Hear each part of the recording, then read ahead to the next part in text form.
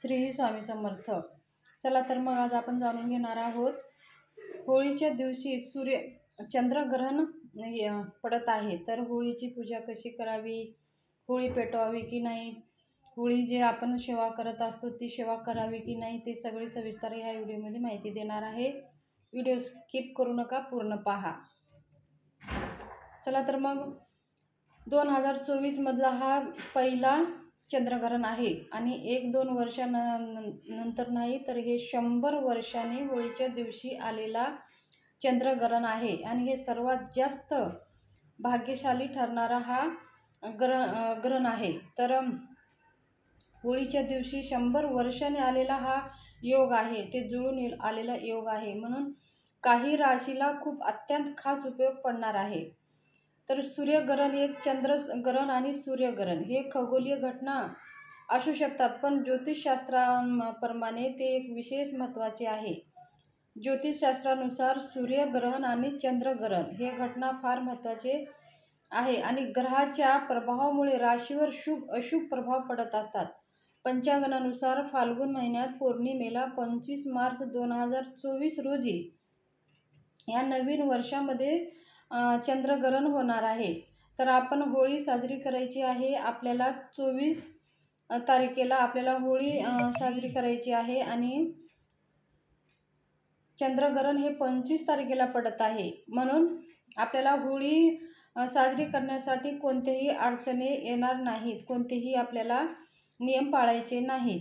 त्याचबरोबर 25 मार्च रोजी होळी आपण साजरी करत आहोत। चंद्रग्रहण ही होळी एकाच दिवशी आहे आणि 25 तारखेला 10:23 ग्रहण लागणार आहे, तर 3:02 ग्रहणाची समाप्ती होणार आहे आणि आपली होळी हे आपण 24 तारखेला साजरी करत आहोत आणि 25 तारखेच्या दिवशी पौर्णिमा हे 12 वाजता समाप्त होत आहे, म्हणून पौर्णिमेच्या तिथीच्या आधी हा ग्रहण लागतो, म्हणून आपण होळीच्या दिवशी ग्रहण लागतं आपण हे समजायचं आहे। पण आपण होळी 24 तारखेला साजरी करणार आहे, तर होळी साजरी करण्यामध्ये कोणतेही आपल्याला नियम पाळायची गरज नाही। त्याचप्रकारे आता जर महिला असतील, गर्भवती महिला, त्यांना सुतक पाळायचे आहे का, तर हे ग्रहण आपल्या भारतामध्ये दिसत नसल्याने काही सुतक आणि जे काही नियम आहे ते पाळायची गरज पडणार नाही।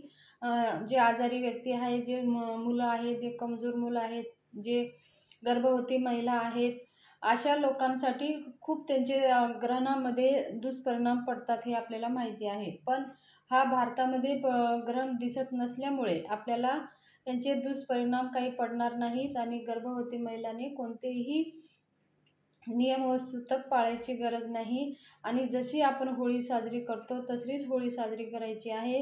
आणि 25 तारखेला धुलीवंदन असल्यामुळे सुद्धा आपल्याला धुलीवंदनचे जे काही आपण रंगपंचमी साजरी करतो ती रंगपंचमी सुद्धा धूमधामाने साजरी करायची आहे।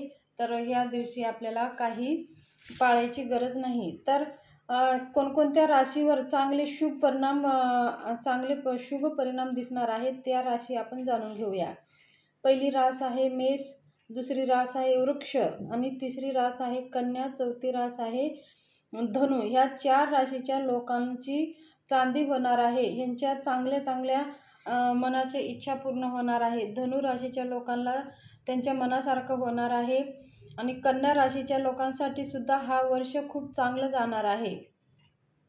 वृश्चिक राशीच्या लोकांना शुभ परिणाम नशिबामध्ये त्यांचे बघायला भेटणार आहेत आणि त्यांच्या मनासारखं घडणार आहे, म्हणून ह्या 4 राशीच्या लोकांना हा वर्ष, हा ग्रहण चांगला शुभ परिणाम देऊन जाणार आहे आणि बाकीच्या ज्या राशीच्या लोकांना त्यांच्यावर अशुभ परिणाम पडणार आहे। ह्या 4 राशीचे लोक भाग्यवान आहेत। तर हा ग्रहण ह्या 4 राशीच्या लोकांना काय शुभ चांगले परिणाम देऊन जाणारा हा ग्रहण आहे। तर ही छोटीशी माहिती शेअर करायची होती। माहिती कशी वाटली, आवडली असेल तर चॅनलला शेअर करा, सबस्क्राईब जरूर करा आणि लाईक करून श्री स्वामी समर्थ कमेंट बॉक्समध्ये लिहायला विसरू नका आणि जास्तीत जास्त लोकांमध्ये हा व्हिडिओ शेअर करा। धन्यवाद, तुमचा शुभ दिवस जावो।